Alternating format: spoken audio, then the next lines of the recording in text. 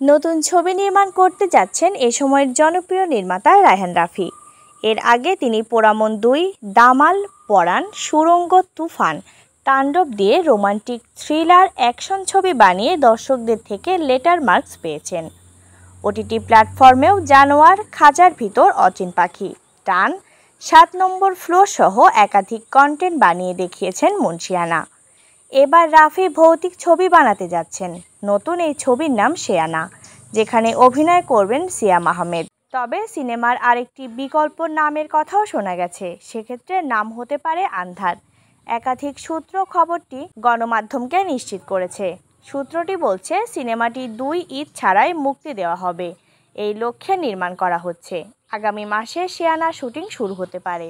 পোড়ামন ২, দামাল এবং web film টানের পর শেয়ানার মাধ্যমে আবারও রায়হান রাফির নির্মাণে কাজ করতে যাচ্ছেন জাতীয় চলচ্চিত্র পুরস্কার প্রাপ্ত অভিনেতা সিয়াম। বর্তমানে ছবিটি প্রি প্রোডাকশনের ব্যস্ত সময় কাটাচ্ছেন সিয়াম রাফিরা।